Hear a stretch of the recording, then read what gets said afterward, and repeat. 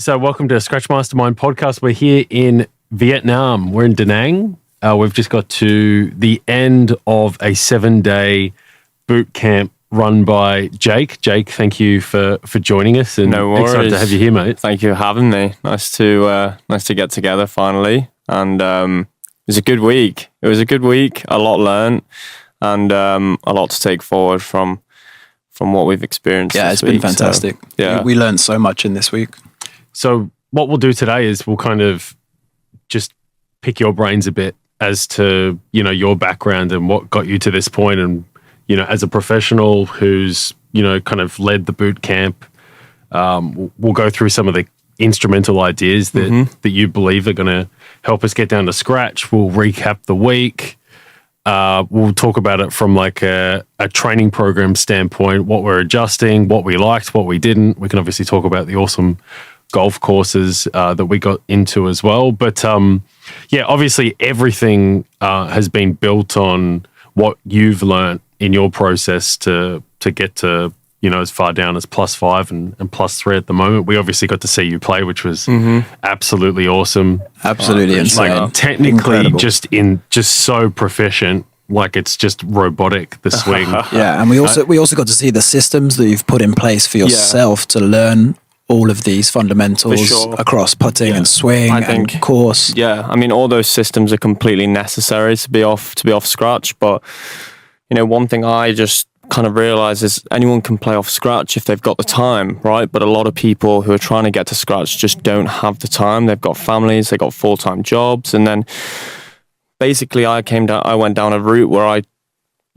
as humans we can be quite lazy. So I found a way of finding the most efficient, coaching for myself and getting the swing, ingredients that I needed into my swing to produce a good technique and good scores. So, that was a funny road for me to go down because I went through the coaching system and I got better, but not as good as I wanted to be, and consistency just wasn't there. And the whole feels versus reals thing that people talk about, where you're feeling one thing and you're actually doing another, became so kind of, obvious to me, because people would take videos of my swings and I'd be like, I'm not doing what you just said I did. And then they go, look at this video, you're doing it. So I realized that trying to change your swing in front of a golf ball is nearly impossible. So there's got to be another way, because all we're doing is reacting to that golf ball that's in front of us, and it all of a sudden just becomes pretty much, as I said, impossible to change our swing when we're on the course, when we're on the range,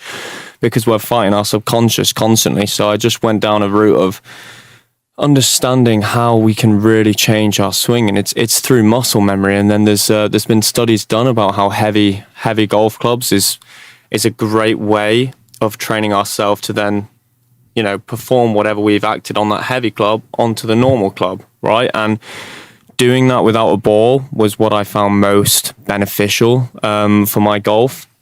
So I basically had a coach who was going through positions in the swing, and he kind of split it down to 3 positions: P1, P2, P3. So P1's the takeaway, P2 is the point where our left arm's parallel to the floor, and you're hinging and setting the club, and then P3 is basically kind of just does itself. It's just a rotation to the top. So I kind of just thought, okay, this is cool. I've got reference. So, golf is nothing without reference. If we can't reference back to anything, then we're lost. We have no idea why we've played well, and we have no idea why we've played bad, right? So everything's all about understanding our reference points. And I just messed around with a bit of carpet and started to use, dots on this carpet that I would kind of test, trial and error, and all of a sudden I found myself moving into these positions.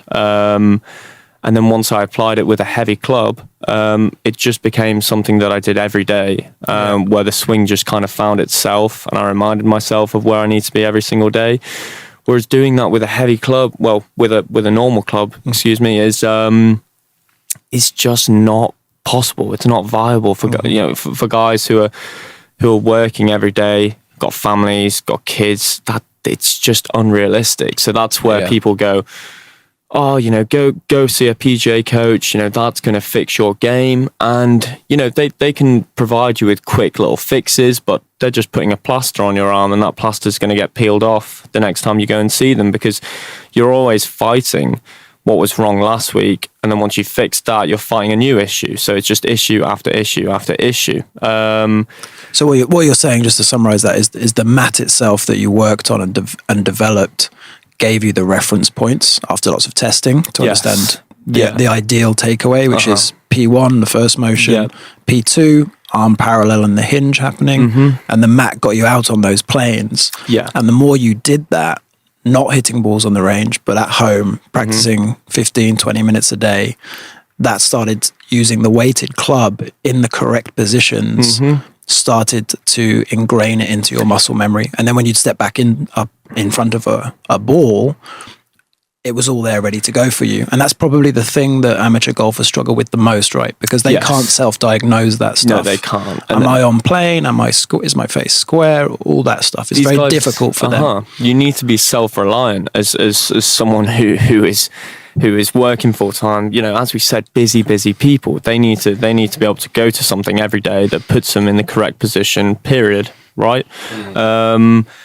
And that's pretty much what I found. I found that I could hit 500 golf balls on a range, take a video at the end of the day, and I'd go, well, what have I just wasted 3 hours for?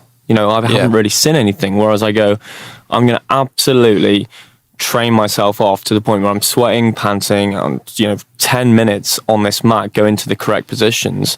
I show up to the range the next day and I'm like, oh my gosh, this is completely visible to me, like the improvements that I've made. But initially, for guys who are going to look at, investing in a mat and finding their positions on the mat that work for them, it's going to take them 2 weeks, but that's all it's going to take. Yeah. Instead of fighting for the rest of their lives, putting plasters on, peeling them off, right? Yeah. So once they get past that 2 week phase where the swing's in them, they just begin to go down a path of great ball striking. And then we also talk about how we've got putting set up on the mat as well. So then they've also got the great putting fundamentals, which then just everything just starts to compound and become one. Just on that quickly, just to contextualize it for the audience again, or just to give them more information, the club that we're talking about, the weighted club, is a 7-iron.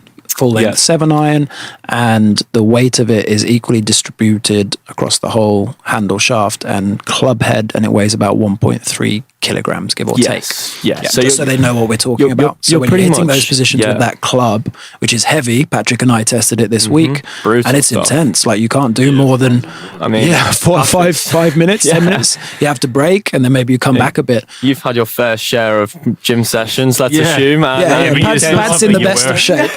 So you can believe it. Let's come back to that, because that obviously, in a lot of ways, the mat and the heavy club, and then obviously the putting stuff is kind of the foundations of everything that you taught us, and we learned a heap over the space of the week.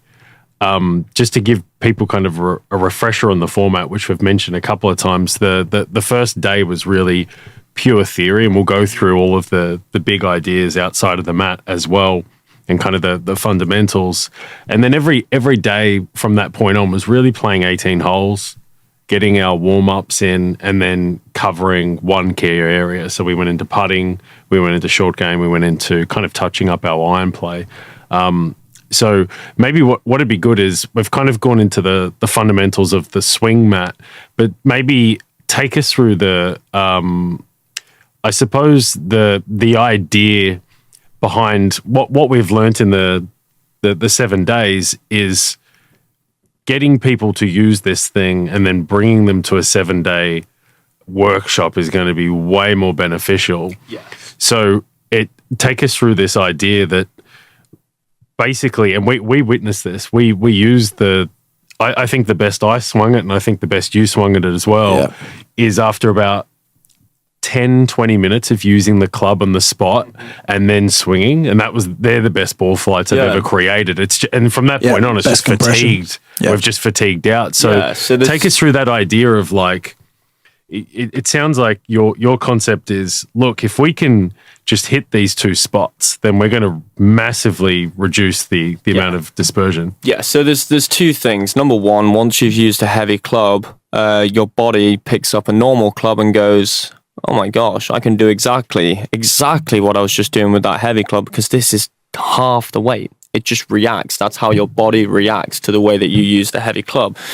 And then we have to make sure that we're in good positions. And I've spent at least 2 years doing it selfishly for myself, until it became obvious that this could be something that benefits absolutely everybody, because the benefits and how affordable it is in a bigger picture of how much money you're going to save on lessons, basically, once you find that amazing kind of consistent swing. But the whole process behind it, I used to do downswing drills all the time and go, I need to get here, I need to get there, but the downswing's moving at 1,000,000 miles an hour, right? And I spoke to some incredible golfers and had some, been fortunate enough to get into some great conversations with guys who are, respectively better golfers than I was at the time. So I spoke to them, and it's very obvious that the downswing of the golf swing itself is pretty much just an unfolding of the backswing. So getting everything right on the backswing gives us a great platform to just attack the ball freely. And then the entire goal is to eventually we go out there and have no thoughts. All we have to think about is everything before the ball. Have I picked out the right club? Have I read the wind correctly? Going through your process and your course management, which takes you down from a 4 handicapper to a quite easy scratch golfer who finds it very, very simplistic playing scratch golf. One thing that we found this week is that we're going to new golf courses, and it's quite hard to adapt to new golf courses. There's guys who are kind of mid-ish, low level handicappers, and it's not an easy thing to adapt to. But it adds in too many variables. It does add in too many variables. It's a great experience to do that, but it just adds too much extra stuff. And that's probably like a good segue. So that we've kind of gone through the mat and like how getting to P1 and P2 is like an absolute foundation of the swing. Let's go on to, like, we're starting to move into course management now. Yeah, for sure. So take us through kind of just a couple of the key principles. Like, we obviously went through basically calculations you can make for where you aim at pins, and like the rating system you've got for basically what's happening around the green. But obviously, like you were saying, it's very tough to rock up to a new golf course and expect to score there if you haven't at least walked up to the green and like seen what happens. So take us through what you took us through from course management. For sure. And I think before we get onto that, it's important to know that course management isn't actually important in anyone's mind. They just simply reject it before they're a great ball striker. So we need to learn to get great foundations, and that's one thing we've taken from this week is that we need to come into this week, and the pre-bootcamp is going to be a massive, massive thing for kind of creating great foundations for people. And then there's going to be a 3-day coaching session where they're just minor tweaks. It gets to the point where instead of having 12 variables, which I think we had this week, there were so many variables, which is a common thing, so many variables, and just kind of putting them in order and applying them on the course just becomes too hard. Whereas if we went through the process of having a great boot camp, fitting people to their mats, making sure they're in the right spots, all of a sudden those variables go from 12 to 2. And we only have to go fix, okay, let's move into course management. And course management is basically, number one, you're basically just looking to find the most optimal target off the tee, which is as far as you can go and as wide as you can go at the same time. But also pushing your ego aside and playing within yourself is a massive thing. So you have to know your numbers, you have to know your dispersions, right? So where do I tend to miss this ball most? How do we control our dispersion? We can do that with shot shaping. So if we get to a standard of technique where our path and our face are very neutral, we can then start to manipulate the ball in ways that we want. If there's danger down the right side of the hole, we can set up for a fade. And if the fade doesn't come back, we're on the left side of the hole. If the fade does come back, we're down the middle. That right side is completely gone, right? So you can kind of control your misses. Same thing with going into flags.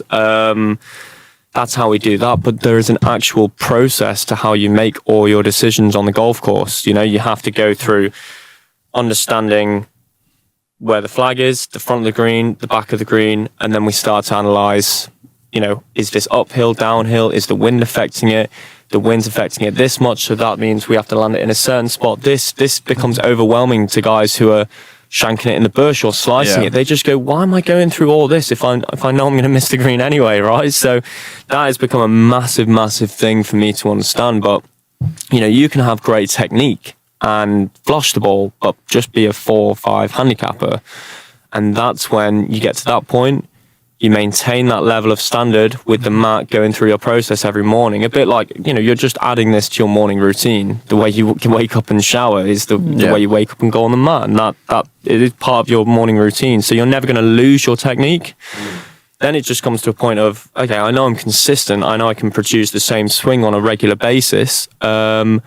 How do I go from 4 to 5? And that's where we just go, here, course management. Yeah. That is literally all you need at that point, right? So we just have to reduce the variables, I think. Yeah. And I think what Pat and I have seen throughout this whole week is, obviously, to get to where you are as a pro player on the Asian Development Tour, you've had to either learn these systems or create these systems for yourself. And those systems are available and accessible to me and Pat this week because we've learned them across swing, across course management, across putting, across chipping. There's systems that you've put in place that are not rocket science overall. No. They can be learned. We've learned them this week. Yeah. And they've accelerated our game massively in lots of areas. Putting's a very obvious one. The systems you gave us and the practice systems that you've developed for yourself and you gave us, I think we probably both putted the best we've ever putted this week. That's probably a good topic to go on to, because I think I can't remember. There's probably only over 4 rounds between the two of us. I think there was only maybe 4 3-putts. Yeah. And they were from very long ranges. So just to close that out, because my point was really, you know, again, to people listening, is that, you know, we don't know what we don't know, right? And we try and piece it together, which is very difficult. But when someone's been through that journey and they've created a system around it, and then they can share that system with you, which is what you did with us, we can learn that stuff. And anybody can learn this stuff and then practice it effectively and start to apply it. And we've seen that across the whole syllabus, really.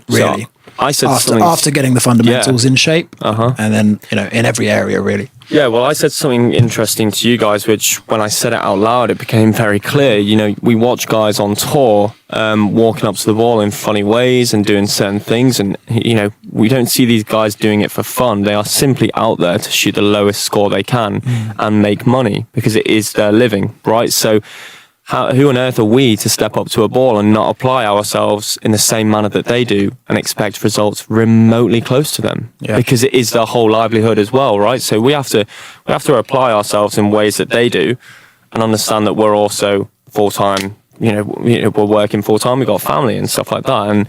And then that's where we can get down to scratch, but we all of a sudden become limited, right? So I do believe scratch is very accessible. +1, +2 is accessible, but once you start going down to +3, +4, it becomes, you know, your whole life pretty much. And I think a key thing that I found is, well, the key point that I made is a lot of these guys. I have a great few friends who are PJ coaches, and it doesn't mean they're bad golfers, but they respectively, they cannot play to a scratch standard. A lot of these guys cannot play to a scratch standard, but they can teach you and kind of help your technique in some ways. So if they can't play to a scratch standard, how on earth are they going to teach you how to play to a scratch standard, right? And that becomes very obvious, and it's an obvious question that when you kind of put it on paper, you kind of start looking and going, oh, that's very interesting. A few PGA coaches are fantastic. You look at Michael Block. I've got a friend back home who's fantastic. A PGA coach, great player, but he has to do double the time, this and the other to get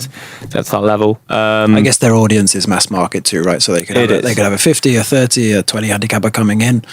I guess as they get better as coaches and they gain that experience, they'd probably start to niche down to train the guys in the mids or whatever. But I think one thing I learned as well as you know, as much as I'm playing a lot now, it's as a customer I start to go, well, how is this person making his money?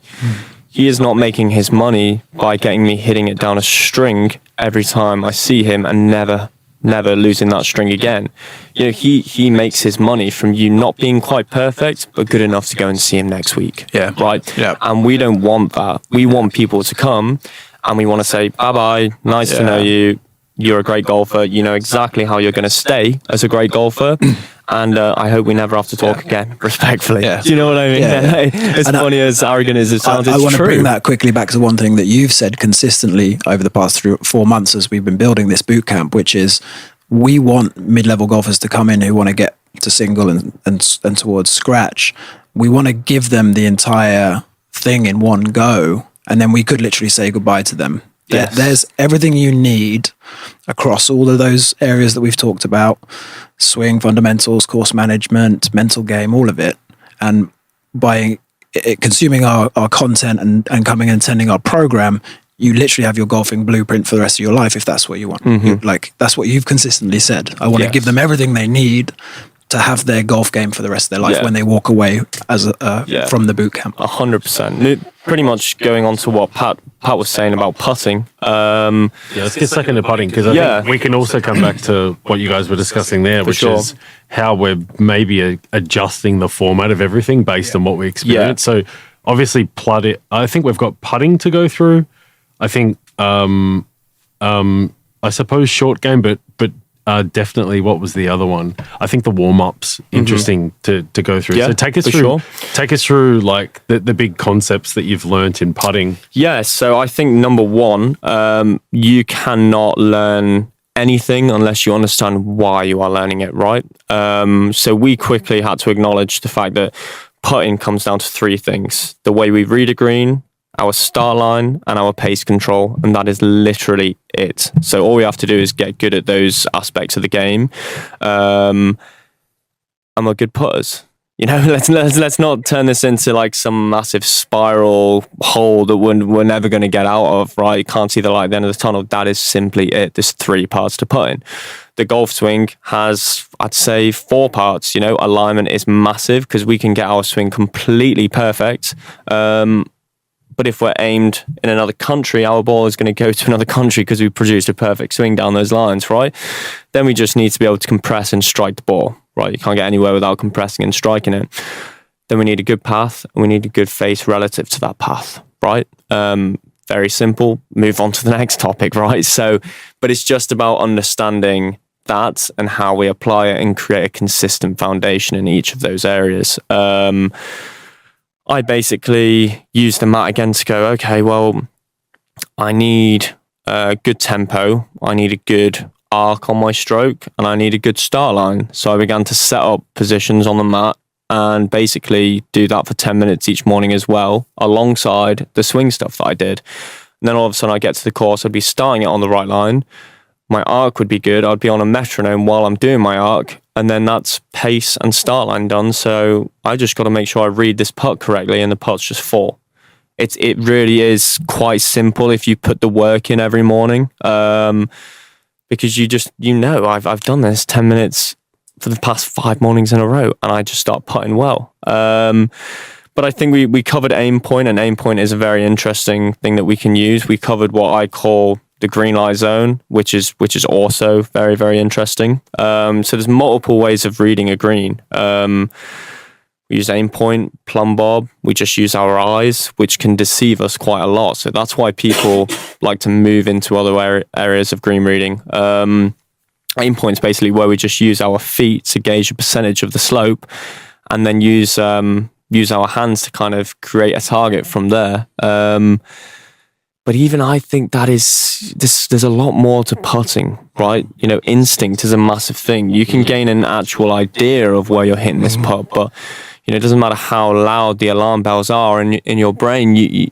There's a bit of an intuition in the back of your mind telling you if this putt is going in or not. So that's the last thing I like to use before. That's what seemed to be the magic combo. I felt was using aim point to determine a percentage and where it roughly how far left or right of the hole, and then you just multiply like a gut feel multiplier by that, and then that was the line. Because every putt you make kind of etches out a gut feel around what the next green's going to do. The more you play, the better your intuition gets, right? So that becomes a thing that you have to trust. You can feel it in your feet, in your eyes, in your hands, everything. There's so many senses in our body that tell us that intuition, but we don't want to.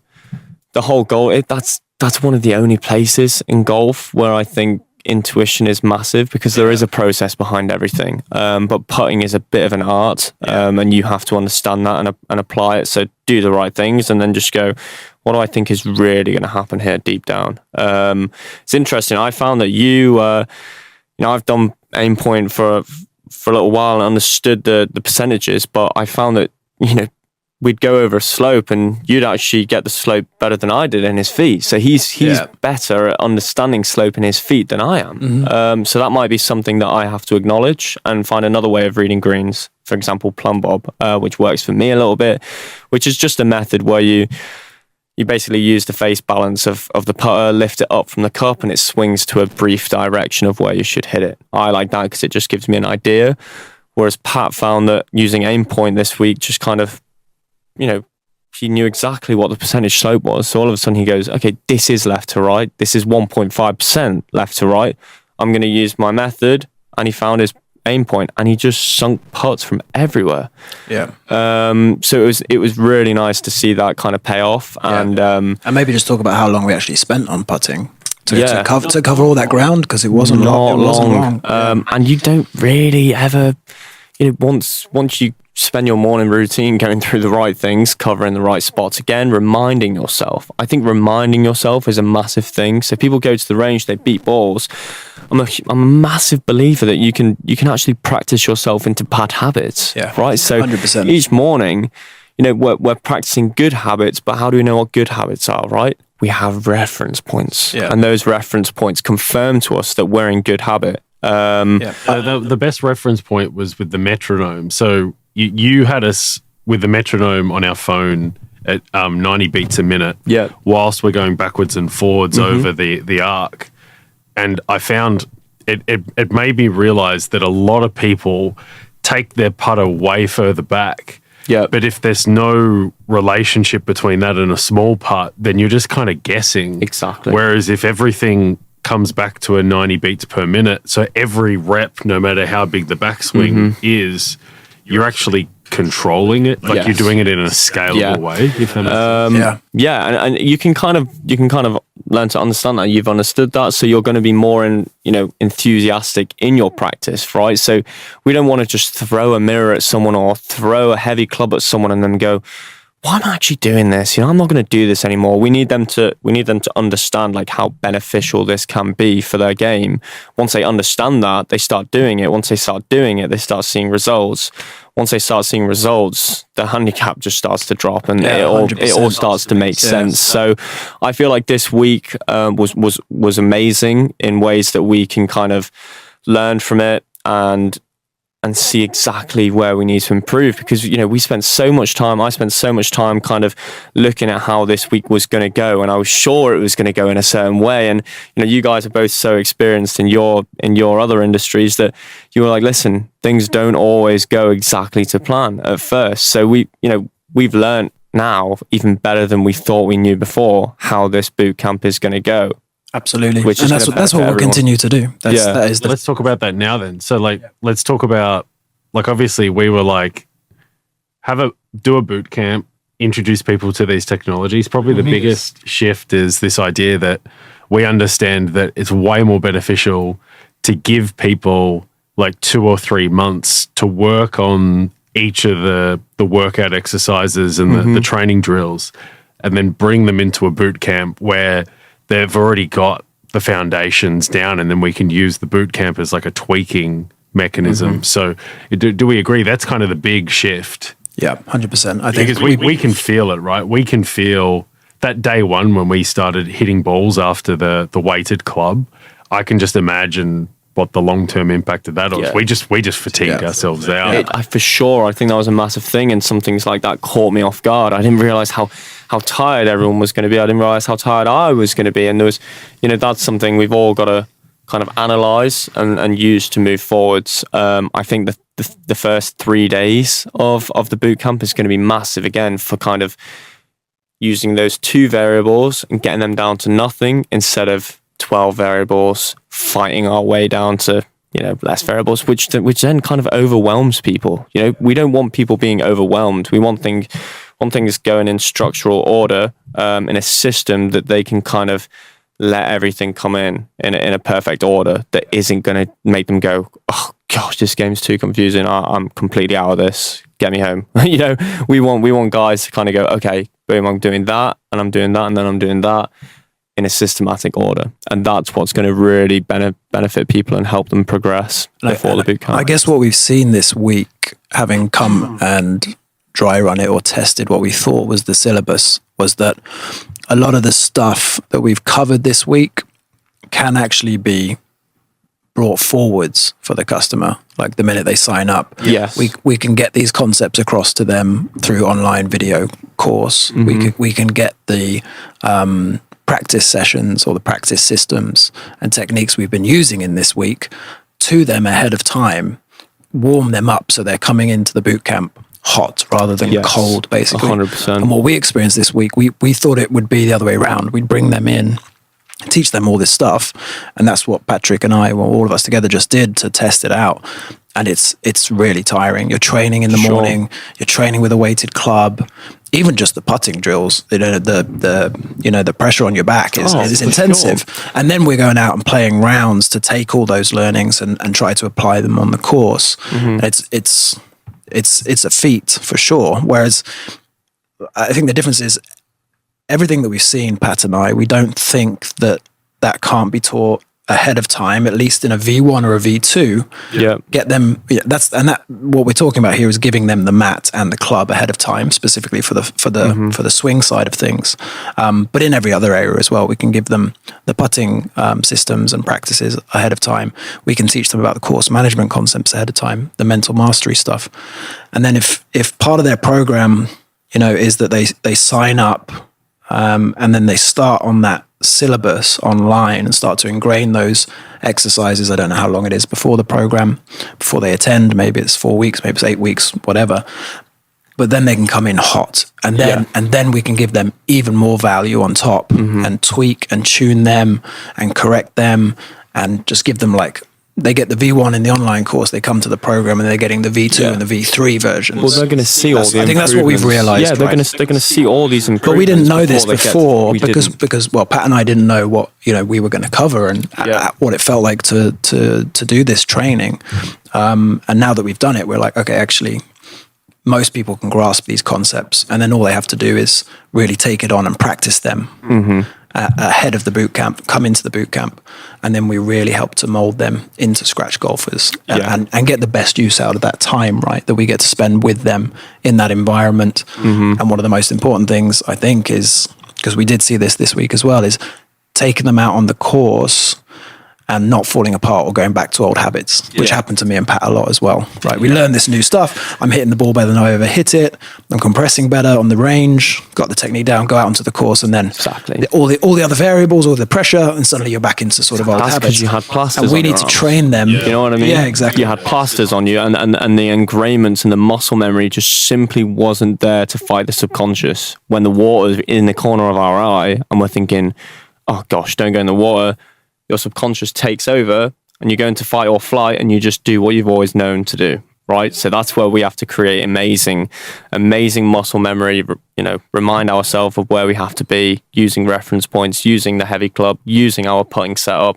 And then we just have a fantastic system around us that lasts no matter what conditions we're in, where we are, like, what course we're on. It's honestly like the analogy is the same as, like, there's no point coming to a marketing mastermind, for example, unless you're trying to connect to the market and you're actually applying energy to making offers to people in the marketplace, because the improvements with the ad copy or the offer don't matter unless you've already built the habit of getting something in front of somebody. So by giving people all of this stuff up front, the quality of the conversation and the value of the expertise is going to be tenfold, because now they're coming with an incredible base, and we know that somebody that can hit the same spot every time and basically flush it. Well, now you can, like, what happened? We haven't been using the trainer enough to get the club consistently square at impact yet. Exactly. But by the time we catch up next time, we're going to be able to do that. And then you can start showing us how to shot shape. And that's going to be like a game changer. Your foundations are just going to be all set. I'm going to go, should I even say a word to this guy? Because he looks untouchable. But then we go, okay, maybe a flusher now, but can he apply that great ball striking on the golf course and use his great ball flights to create great scores, right? And it's not going to be like, we're not talking embarrassing stuff where you're in front of your friends and you're pulling out the air density and your friends are taking, making jokes out of you and stuff like that. That's not how we want it to be.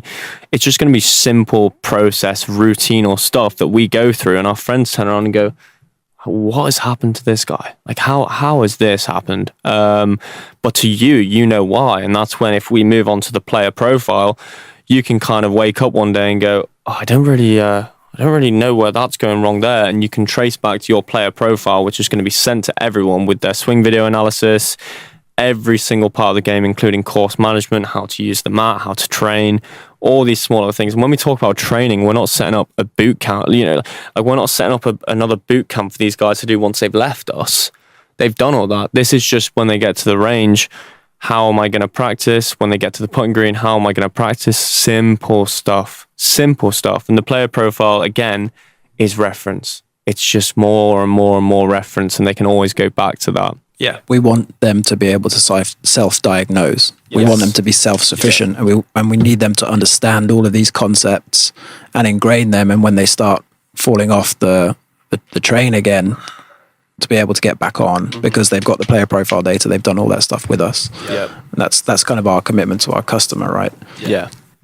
The other thing I noticed as well is it really does seem quite mathematical in that we obviously watched you yesterday go around, and you ended up 1 under, right? I think it was 1 under. But we still watched you put, like, was it 2 or 3 balls in the drink, I think? Yeah, so that's just, you go out on a golf course, and if you don't kind of prepare yourself and kind of manage yourself around the golf course, you can still hit it on a string and find yourself just flushing the ball straight into the water, and you go, well, what on earth did I do wrong there? So yesterday for me, I kind of just accepted, like, listen, I don't have my planner in front of me. It was a bit of a funny day, so you just kind of try and have a little bit of fun for where I was at the end of the week. But it's so simple, kind of going. There was a certain hole where I hit driver on, and I went into the water. Like, I'd never hit driver there if I was trying to score instead of trying to make an eagle on a par 4, right? Yeah. So what I was getting at is like, you can still shoot really decent scores, because what I noticed with you is that you only ever have 1 bad shot a hole. And for a lot of people that are at like 8 to 15, it's quite obvious that you got to really prevent the 2 bad shots a hole, because if you can, it's dispersions. If you have 1 bad shot, then you just need a really good shot and you can still make par. Yeah. But if you have a bad shot and then another bad shot, you're never going to be able to score. So it's like, well, how bad is your bad shot, right? Well, that also comes from making good decisions, right? It's not just a shot. I made bad decisions as well, because I'm like, I've just hit a bad shot. Now I want to go for it to try and get some more distance out of this thing. That's when you get yourself in trouble. You need to play the highest probability shots, and you have to learn that. Yeah, how to think about it. But again, things. We can only do that once our dispersion starts to narrow down into a point where we're hitting the ball on planet Earth, right?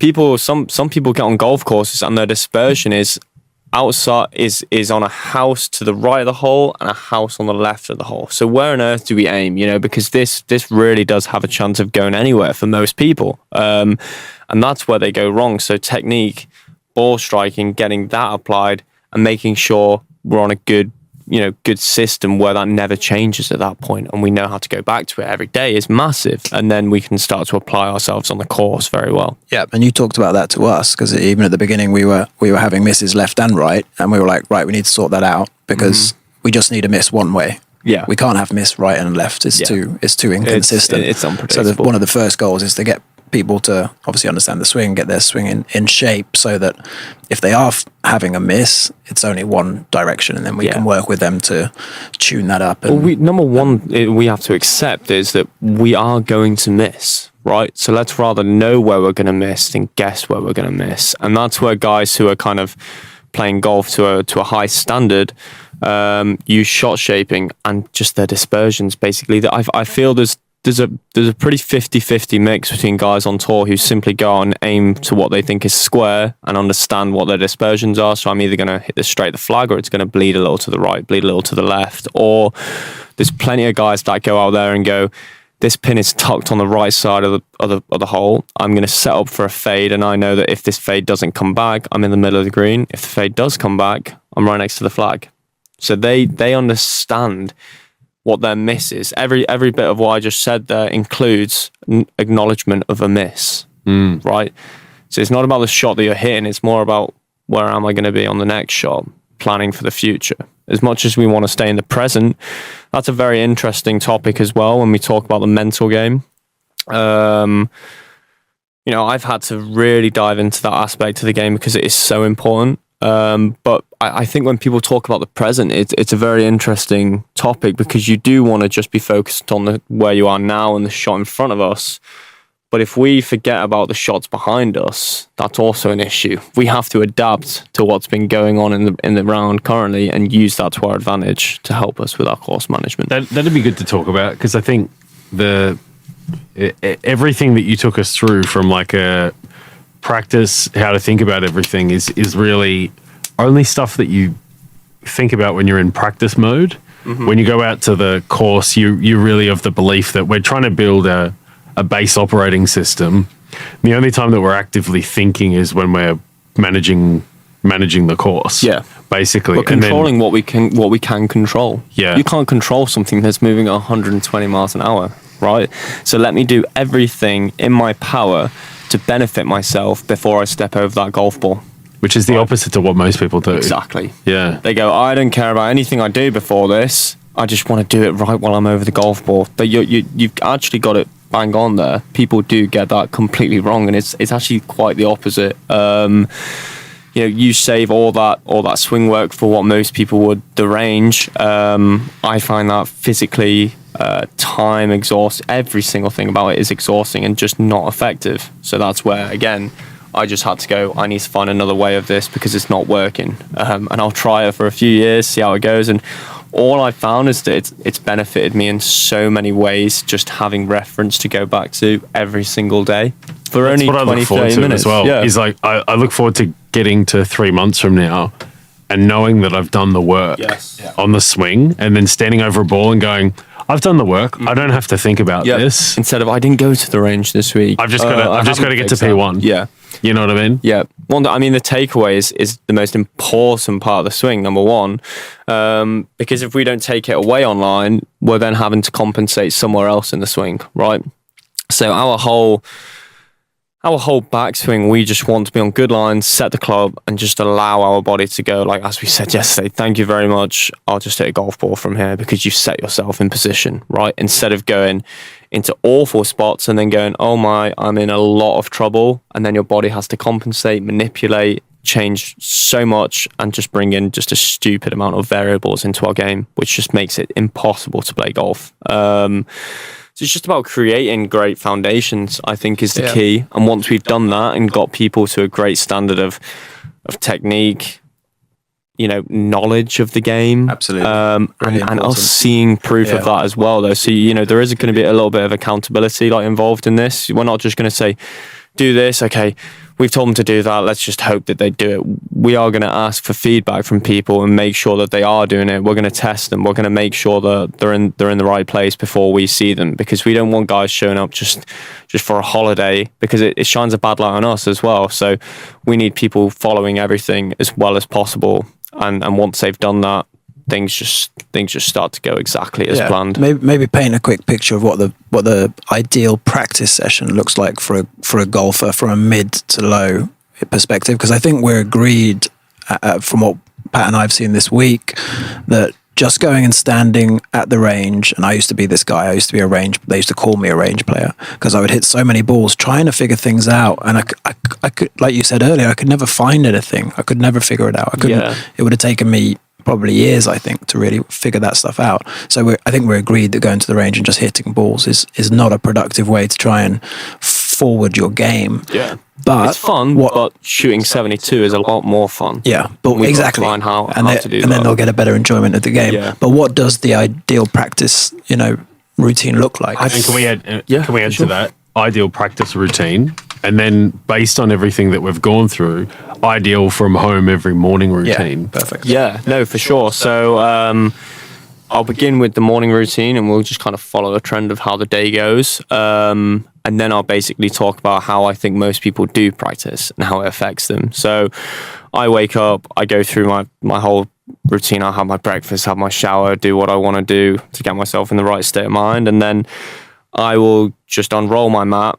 I will pretty much start off with a bit of a stretch. So if we're not stretched, number one, that is a massive, massive thing. Our body's restricted, and then our swing's restricted, and then we're not going to be able to hit positions that we want. So we need to make sure that we're flexible enough to allow rotation in our body, right? So and this is a golf-specific stretch that you showed. Yeah, golf-specific. Like 12 stretches or something. Flexibility in general is massive because we don't want our body to be restricted in any way. Otherwise, there's compensation manipulation needed, right? So I stretch out, and then I take out the mat, and I set a 7-minute timer on the mat. For you guys, you may start off and 2 minutes might just be enough to put you in bed for the rest of the day, but it is what is necessary to drill these movements into your swing. So I'll do that. I'll move to my positions, 1, 2, back to the start, 1, 2, back to the start. Okay, so 7 minutes of P1, P2 back. Yeah, and I'm using reference. I know that I'm in the right spots because I've also got my stance set up. I've got my ball position set up. So I'm just reminding my eyes as well exactly where my feet need to be. Can I ask, so just quickly, the definition of P2 is arms straight across the body at parallel to the ground, pointing directly back? So the hands like to sit in the center of the chest, but that's naturally going to happen when we rotate. So we want everything to just be a natural turn from the start onto our reference position. And then we hinge and rotate up to P2 using the drill where we know that we've hit P2. And we stop at P2 when our left arm's parallel to the floor, right? Yep. And at that point, we've set the club. So then I go back to the start. I remind myself for the 50th time of exactly what I just did with a heavy club, which then becomes a lot easier to do with a normal weight club. So once I've done that, kind of put it away. One thing to add as well with the mat is we like to provide a lot of connection in the arms. So I put a band around my arms to stop my arms from kind of becoming disconnected from my body and not moving in sync. So that is a massive thing that I found as well. Which is what we also changed with this week. Within the last 6 months, actually, I found that. So I'm forever learning, but I feel like it's at its final end of the straw now. But it's as good as a product can get in terms of creating muscle memory and bringing people to the right foundations every day of their life for when they get to the course on the weekend, right? So once I've done that, I move over to the putting setup where I put a mat down and focus on my arc, and I match that with a metronome just to make sure my putter's going down good lines, not out to win, not in to out, and a good tempo, right? So I do that for 5 minutes, timer goes off, I pull out a mirror and make sure that my start line's good. So I simply just putt balls through this gate and make sure I'm starting it on the right line with a different pace of speed.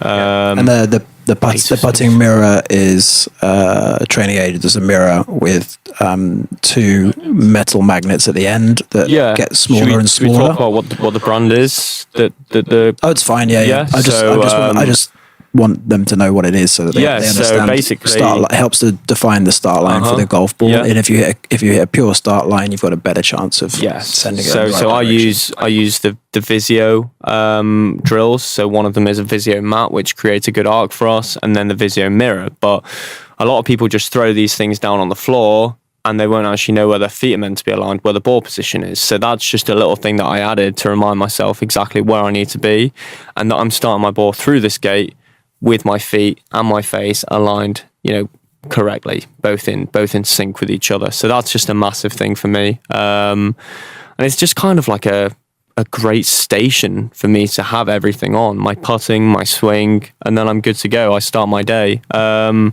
that's it. So do you challenge yourself, because the putting mirror has 3 settings? Yes. So you want to hit 20 through the gate, and then you go up to the next level.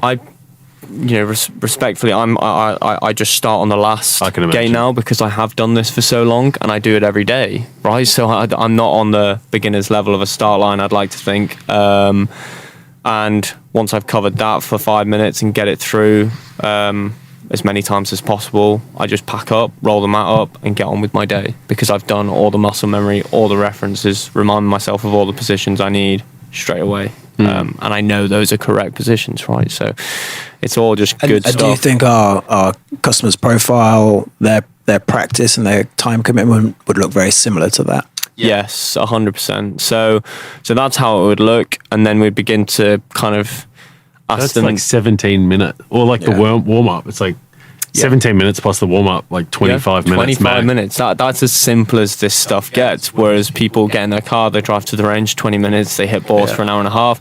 You're taking 2 hours out of your day, and are you even doing the right things? Do you even know? So maybe let's connect the dots for them, because if you do that swing training and mat training at home, and then you do go to the range before you're going to play and you're warming up or whatever, what's your experience? And then in the same way, you've just done that putting training at home and you go to the range, well, you're going to warm up first, get nice and loose.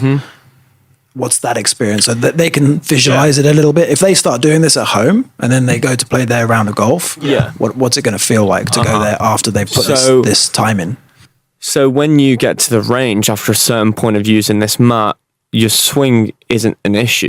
It's just about aiming ourselves correctly. So I go to the range and make sure that I'm familiar with where my feet are, where my face is, and then lining myself up with training aids like alignment sticks, just to make sure that everything is aimed where I want. And then I start swinging away, and the ball starts going where I want it. And then once I've done that, I start to work on the routine, because what's all this worth if I can't take it out onto the golf course? So I start to work on my routine, how I kind of present myself to the ball and make sure that I'm in good posture. A lot of people walk up to the ball crooked, sideways, feet going this way. They get there, everything is just tangled in some kind of massive, strange web where it's nowhere remotely even close to how they looked on the range. It's all out of alignment, and it's going to cause issues to the swing. Predominantly the stuff that I work on when I get to the range, and then just simply shot shaping. So aligning my face slightly left of its end target, aligning my feet further left, hitting a little fade, vice versa for a draw, and then just kind of creating the 9 shots from there, which is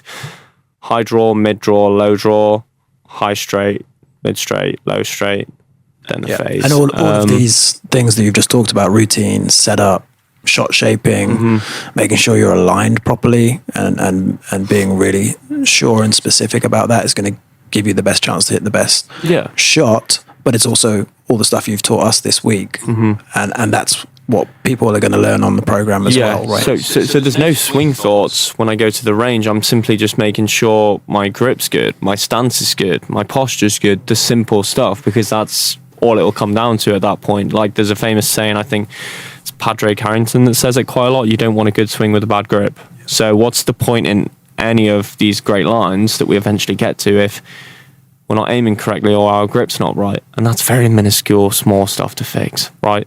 We've just created amazing foundations that make practice so much easier and less time consuming for ourselves. Most people go to the range, they've got a massive slice, basically, so then they're going to start taking it inside.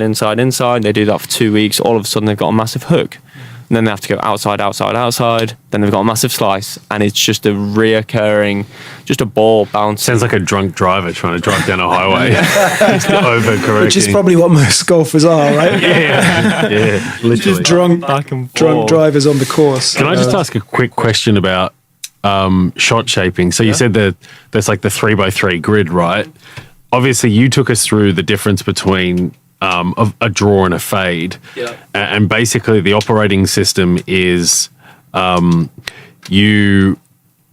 say you're aiming directly at the pin, but you want to shape it in towards the pin 2 degrees. Yeah. You aim your feet. You aim your feet 2 degrees to the left, and then you aim your club face 1 degree to the left. Bang on. And then you swing down the 2 degree path. Yeah. Is that right? Yes. So you always swing down the perpendicular path. So our faces, we can only use this once we've got great foundations, good path, good face control, right? And that's all done with creating a perfect backswing or a good backswing. I don't think it's quite bold to say perfect, but that is ideally what we're setting you out to be, create a perfect backswing, right? So there's no lie in that, I don't believe.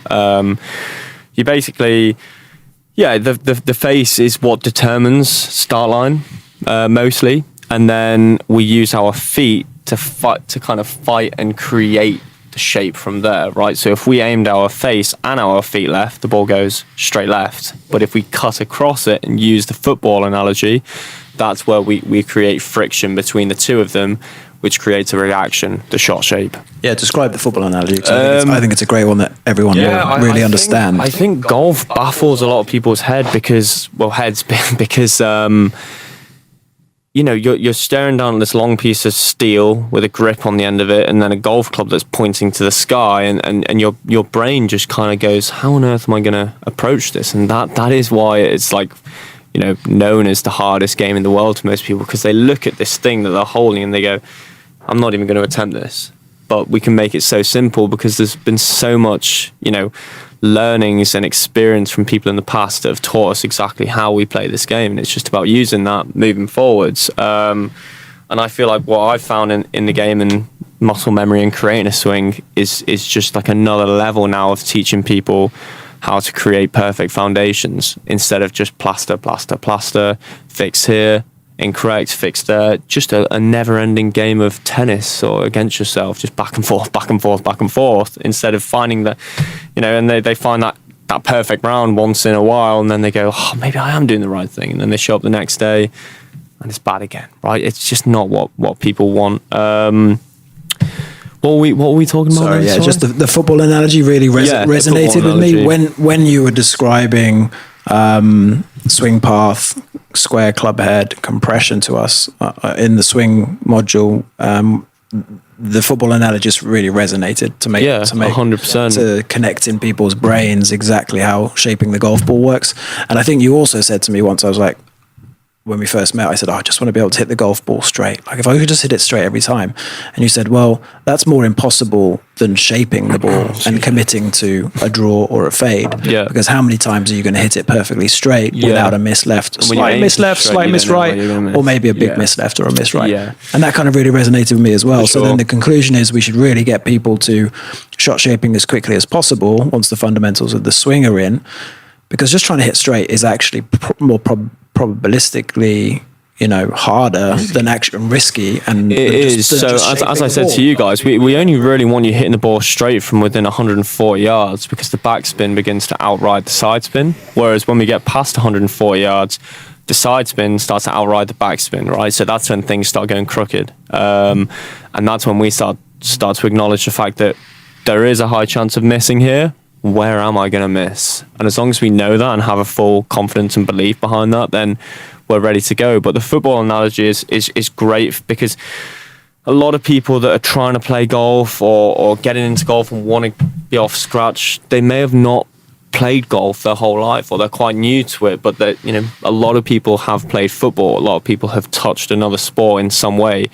And every sport is linked in some ways, right?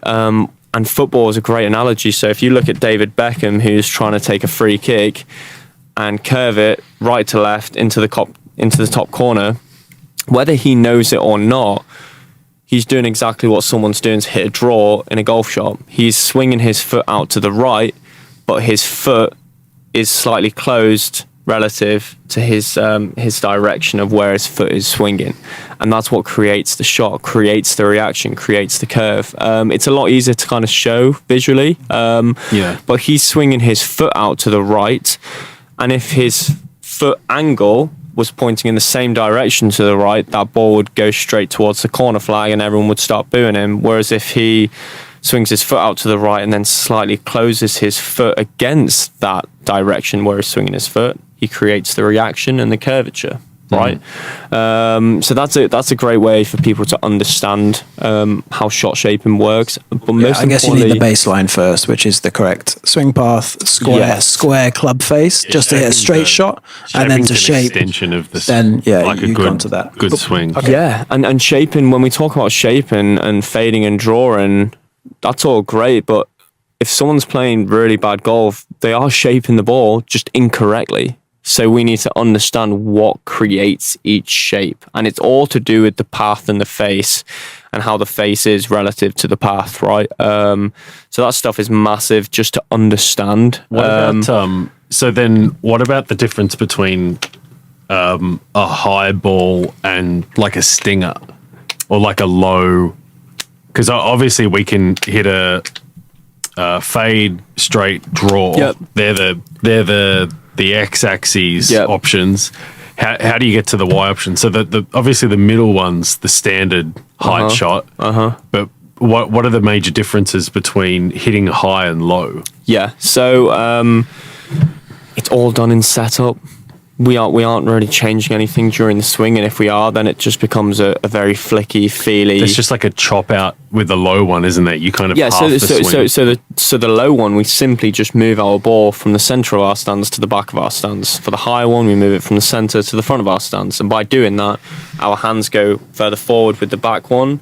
Our hands come further back, presenting more loft with the high one, right? So we're just manipulating the loft on that face. But then the next thing people don't understand is when they move it back in their stance, there's an arc in the swing and there's a slight curvature, just like there is in putting, because our shaft isn't pointing vertically at address, it's pointing at a bit of a 45-degree angle. So that means the club is always moving inside, square, and then outside, right? So that way and then that way, which isn't easy for anyone listening to understand what that way and then that way is. But basically, if we move the ball further back in our stance, we come more from the inside. If we move it further towards our left foot, we go more outside and exit left. So that's something to be aware of. If I'm playing a high shot, I tend to aim a little further right of target because I know that I'm going to exit left and this ball's going to want to go left on me a little bit.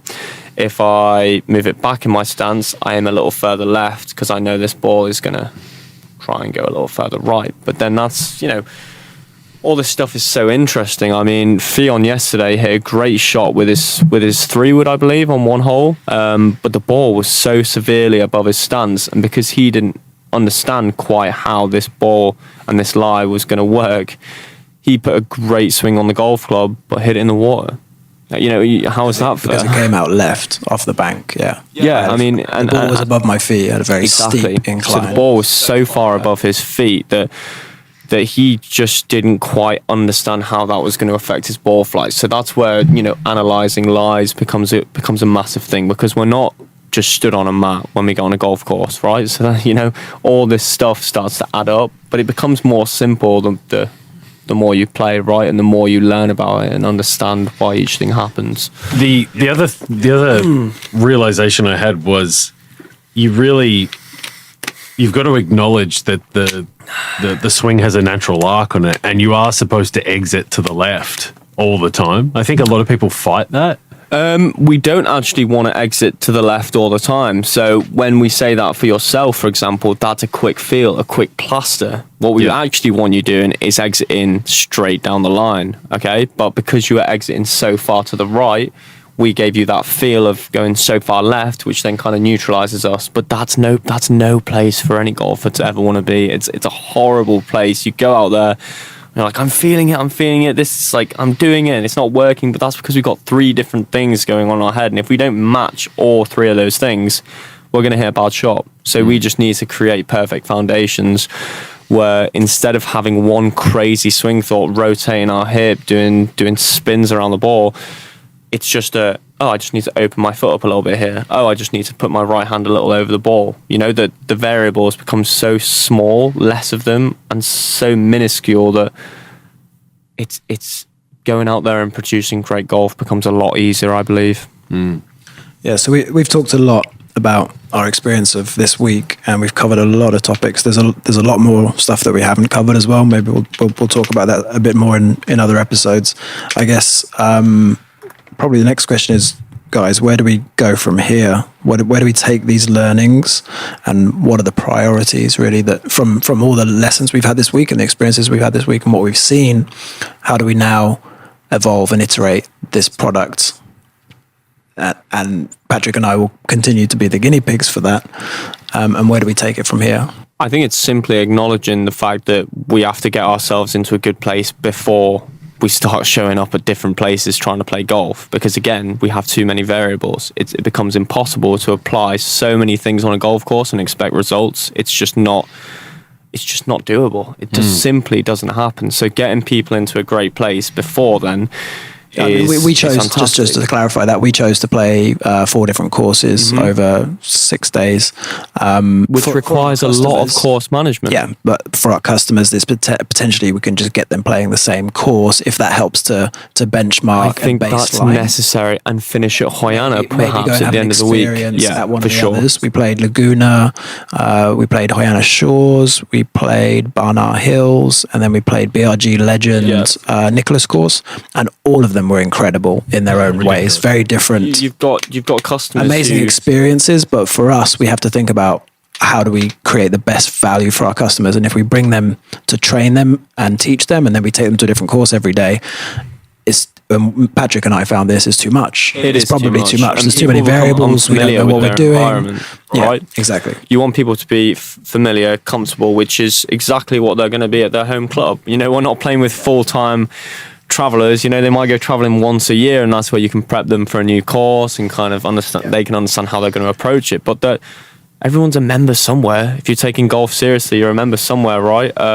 Or you play predominantly at one golf club. So we don't want to start throwing these guys different curveballs every day, because we're trying to create an understanding of course management. We're not trying to absolutely just shock them in so many different ways that everything becomes overwhelming. We want them to be able to apply themselves correctly, learn how to apply themselves, and then take it to their home club. And then once they can apply themselves well at their home club, they can then apply themselves well at different golf clubs. Yeah, I think to clarify that one step further, as Patrick and I are obviously learning a lot of stuff in the training sessions, then we want to take that stuff onto the course, and that's the whole intention of the program as well, to use that when you're out there under those conditions, so that you can learn how to do that. But then playing a different course on top of that makes it even harder, versus a course you've played once, you know it a little bit, and then you start to really just focus on your routine, your setup, your swing, and making good decisions around the course for good scoring.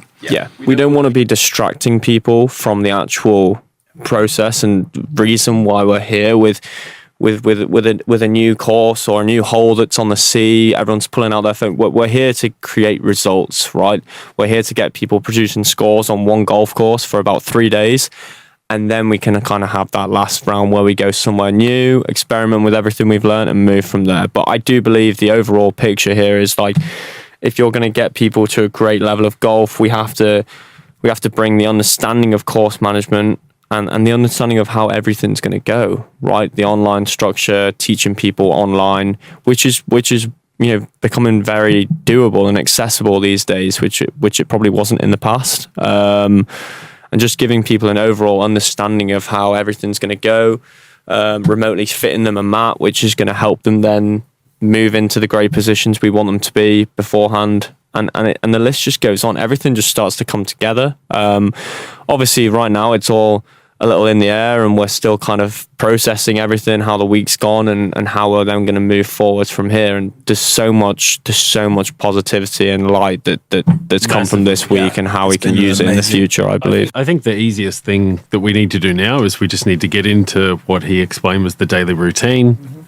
We obviously play together once a week or twice a week when it's a good week. But then potentially getting him out to Bali for a week, so that he can go around with us on a course we're familiar with, so that the course isn't a variable. Yeah. It's and the swing's less of a variable, and the putting's less of a variable, and that's going to create the conditions of the next mastermind when we have people at it, you know?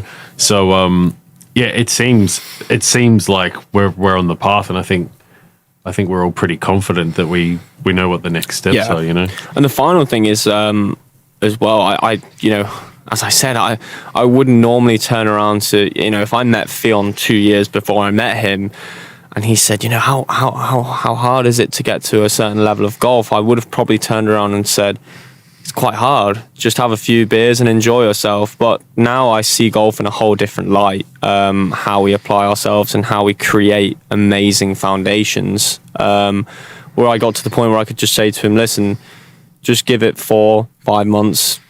You know, you are just, boom, you're going to be from wherever you are to a scratch golfer if you really just apply yourself correctly. And you're not only going to just hit scratch and fall up and down, you're going to hit scratch and you're going to stay there for the rest of your life, because you're going to know why you got to scratch. And that's a massive thing. Yeah, I believe every part of golf and life in general, you should know why. And why is a massive question. If you do, you can kind of use that and always remember it and be able to use it as reference in the future. Yeah, it's quite an interesting question that everybody listening will be interested in as well, right?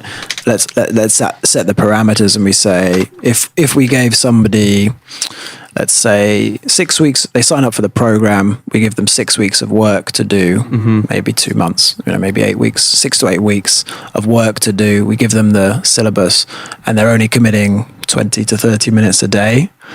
They're already a good golfer. You know, they play the game. They already have a lot of experience. So we're kind of looking at 15 and under as our target audience, maybe 15 to 10, and trying to get them down into singles and down that journey to scratch. And then they come to the boot camp. So they do the training, they do the work, and they're committed. Then they come to the boot camp, and we take them through everything we've just talked about: tuning, optimizing, clarifying stuff, teaching them more stuff, taking them to the next level. How long do we think it might actually take them to get to, you know, single digits or knock off shots? Okay, I have an idea. I'm just asking you. That's guys. a great question. Yeah. So as soon also, as Patrick and I are the guinea pigs, so whatever we say, we're kind of maybe putting our foots in our mouths. Yeah. I think as soon as someone would sign up for this boot camp, you know, they're going to be held accountable. I'm going to be held accountable. We're all going to be held accountable, right? So it's not just going to be a do this and let's hope they do it. We're going to make sure they're doing it. And then by the time they get to the week, they're in a great place. Like we said, where they only need a couple things fixing, like small things. We're not talking changing swing direction. We're not talking changing phase control. These are small adjustments. And I really believe that if we go about things the correct way, people are going to show up to this week and they're just going to have a couple questions, a couple fixes that they have to ask us. They're going to come out of the week and give them 2-3 weeks, and they'll just be like, I've got it. This is simple. And you really will get to a stage of golf where everything just makes sense. But you know what, you know why you're doing everything, why it's working. I think it's nearly we achieve everything that we believe we can. What's more important than that how long it takes somebody to get to scratch is how long until they realize what we have. Yeah. Oh man, this is the whole game. I understand. I understand it all. And like the way to think about it is that everybody out there that's playing off 10 or 15 that wants to play scratch golf is playing a game of checkers, and there's rules, and they're playing a few of the rules and winning occasionally. But the minute you become aware of the difference between checkers and chess, you now have the opportunity to grow because you understand where the higher level of the sport's played, and now we understand it all. Yeah, 100%. So for me, like, I've already had that moment. Like, I know I'm going to get there. If it happens in 6 months or 12 months, it doesn't matter. But what's more important is that I know that it's possible. Yeah, and as I said to you guys, I'm not delusional in that way, and I'm not going to lie to you guys and tell you something that isn't true. It is completely possible, and if it wasn't, I would turn around to someone and say that, right? And that is if a 20-25 handicapper comes up to me, I go, listen, I can't even begin to have a conversation with you about golf because you probably have to go and go and figure a few things out yourself first, because they're either severely, unathletic, they haven't even acknowledged anything about golf or the rules or what even golf is, right? They're at a level of golf where they're so far away that, I can't lie to them and say you're going to get to scratch, because that might never happen. Whereas guys who have got down to 12, 10, 15, high single figures, it is so accessible. There's just a few things that need going down the right path. And it's your confidence about that I loved from the day I met you, and it's also inspired me to believe that maybe that is possible, and that started us on this whole journey. And now, having come and done this week with you, just like Patrick said, and seen all of the components and all the rules and the systems, it's so clear now. Yeah. It's so clear. It's literally a case of you just don't know what you don't know, and you're trying to feel around in the dark for stuff as an amateur golfer, and then suddenly your eyes are just opened up and you're like, oh wow, if I just do this, this and this, which is what you've had to do yourself to get to where you are, then I figured it out the hard way. Get to that. Right, I've had to figure this out with a lot of very lonely, sad nights, right? But I've got a great idea of how I got to a certain level now, and I can only share that with other people the best I can, right? And you're an incredible golfer, by the way. Watching you play this week was just one of the highlights. It's funny to think like that, like, you probably didn't play as well as you wanted, but like to us, like there's probably only 5 or 6, maybe 8 shots for the whole week that you would have back. Yeah, you know what I mean. So yeah, but I just can't wait to get everything that I've learned across to people in such an orderly fashion that becomes simple and applicable to absolutely everybody. Because as I said, it has been a few years of going through ups and downs, and it's not a nice place for anyone to be. But if we can just give people what they need straight away and explain why, they'll apply it so much faster. They'll get it and they'll just get there. Awesome. I'll put a number on it though. I'll say, from what I've experienced this week and putting in the work, I think it's doable in 6 to 8 months. Yeah. Like if you put the work in, and you've done the online piece, you come to the boot camp, you go away. Before that, you're, let's say, closer to 10 to 12, because that's kind of what I was playing off. I could set my stake in the ground at that and say, we're going to do another version of the bootcamp, of course, in iteration 2. But by the time we've done that, I'd probably give it 6 months, and I think I could get there. 100% possible. You just have to, from what I've seen, apply yourself correctly to exactly what you've been given. Right? You're not going to be given any less or any more than what is necessary, and all these things are completely doable because you're a human, I'm a human. There is, at the end of the day, there's no difference between us. It's just I've found ways of playing golf in a lower score than most people, should we say, and I'm going to share them. You're going to understand them, you're going to apply them, and then just simply just going to be there. Simple as that. Jake, thanks so much for this week. No, thank you guys. It's been an incredible experience. Amazing, incredible experience. Eye-opening, super fun. Yeah, we had it all, and intense. We're so tired and sore after 6 days of training in the morning. 6 a.m. starts. Brutal. Thank you for your time. We've learned so much, and we'll obviously have you on future episodes as well. But we'll kind of recap, and we'll figure out what we're going to chat about next week. I can't wait for the next podcast as well, because there's some potential really, really, really cool guests that want to come on and are open to coming on. So there'll be a very, very insightful episode. Very excited about that. Thank you for hooking us up. We'll keep that in the bag for now. Yeah. But all will be revealed. They'll come out and there'll be these the hidden Bitcoin at $1, and then a few years down the line you're like, oh my gosh, I have to go and listen to that. Look, he was on this podcast. So there's some great guys who want to come on, and that'll be awesome for you guys to talk through some questions with them. Yeah, thanks, Jake. Really looking forward to that. Really looking forward to it. They're all great guys. Wonderful. Cool. Cheers, guys. Cool. Till we reconvene. Yes, for sure.